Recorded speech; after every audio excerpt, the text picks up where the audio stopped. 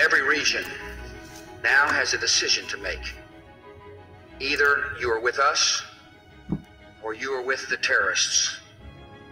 Either you're with us, either you love freedom, and with nations which embrace freedom, or you're with the enemy. There's no in between. You're either with us or you're with the enemy. That's clear. I will continue to make that clear. Hi, I'm Jackie Moon. I want to tell it to you straight. Do you know that sweat is caused by millions of tiny sweat glands dropping a deuce? Don't smell like a turtle cage. Today, U.S. Air pumped 3 million gallons of fuel, cleaned 47,000 seats, swept 400 aisles, and showed 175 little boys and girls to the restroom. We served 50,000 meals, 56,000 soft drinks, and cleaned up 250 spills. We checked 260,000 bags, flew 170,000 people, and said thank you about 500,000 times. And you know what? It's still not enough. Thank you. U.S. Air, America's most frequent flyer. There's a bear in the woods. For some people, the bear is easy to see. Others don't see it at all. Some people say the bear is tame. Others say it's vicious and dangerous. Since no one can really be sure who's right, isn't it smart to be as strong as the bear? If there is a bear.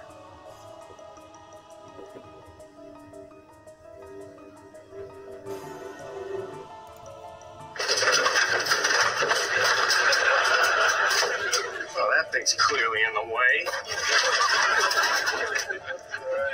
Aha!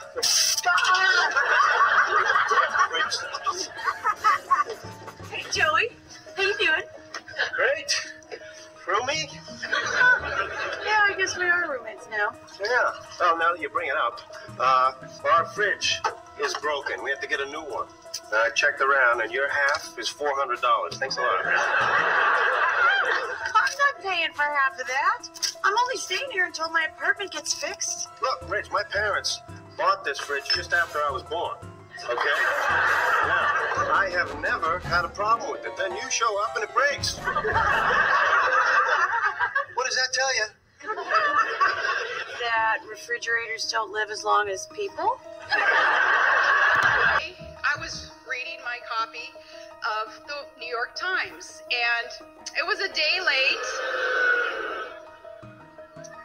Yesterday's copy had a very interesting article in it, and it was interesting to read about Barack Obama's friends from Chicago.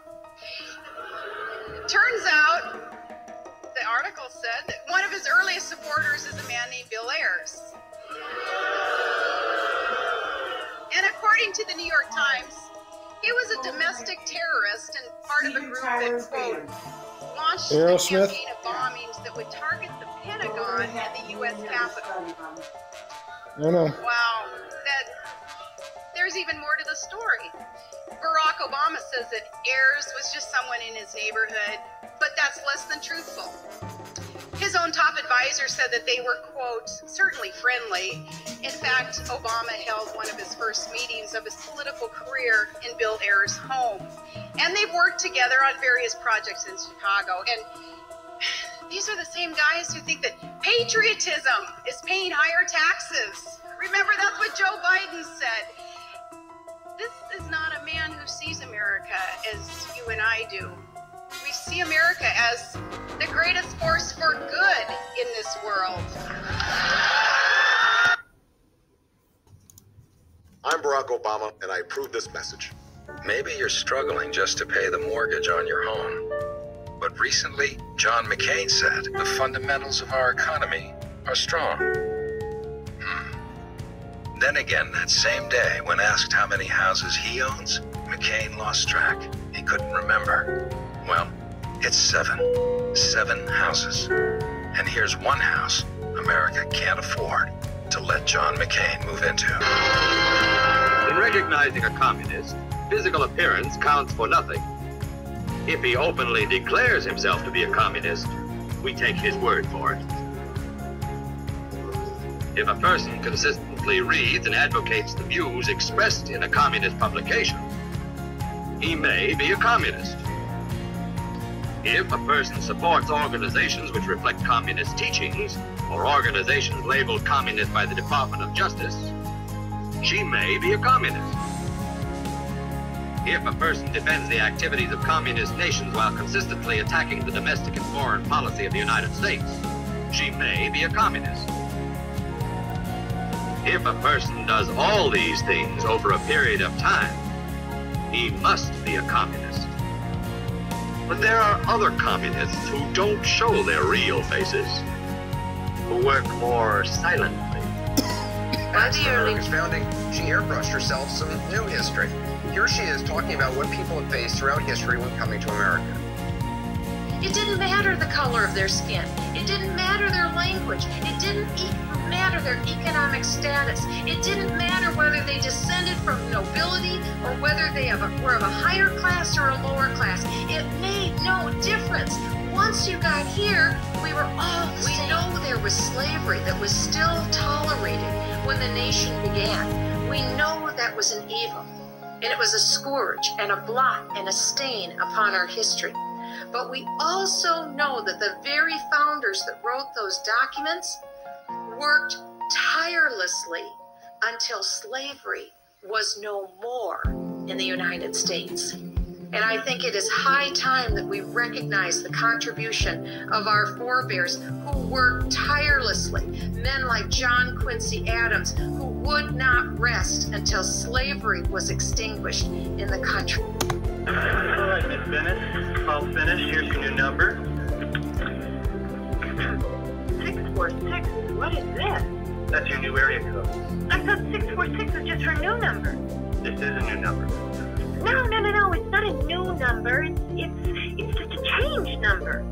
See, it's not different. It's the same. Just changed. Look, I work for the phone company. I've had a lot of experience with semantics, so don't try to lure me into some maze of circular logic. You know, I could have killed you and no one would have known. I could have killed you and no one would have known. And I'm proud. I'm part of that original crowd. If you look around these days, there seems to be a Dr. Pepper craze. I'm a pepper, he's a pepper, she's a pepper, we're a pepper. Would you like to be a pepper too? I'm a pepper, he's a pepper, she's a pepper. If you drink Dr. Pepper, you're a pepper too. Be a pepper, drink Dr. Pepper. Be a pepper, drink. Message there. The message is that there are known knowns. There are things we know that we know. There are known unknowns. That is to say, there are things that we now know we don't know. There are also unknown unknowns. There are things we do not know we don't know. So we do the best we can, and we pull all this information together. And we then say, well, that's basically what we see as the situation. That is really only the known knowns and the known unknowns. None of the things which have been found in tobacco smoke are at concentrations which can be considered harmful. But the components themselves can be considered harmful, can they not? Anything can be considered harmful. Applesauce is harmful if you get too much of it. I don't think many people are dying from applesauce. They're not eating that much. People are smoking a lot of cigarettes. Well, let me say it this way. The people who eat applesauce die. The people who eat sugar die. The people who smoke cigarettes die. Does the fact that the people who smoke cigarettes die demonstrate that smoking is the cause? And these aren't the best and the finest. When Mexico sends its people, they're not sending their best. They're not sending you. They're not sending you. They're sending people that have lots of problems, and they're bringing those problems with them. No. Monica, it's Sunday morning. I'm not running on a Sunday. Why not? Because it's Sunday. It's gone. The Oval Office facing a real crisis. A man you can bait with a tweet is not a man we can trust with nuclear weapons.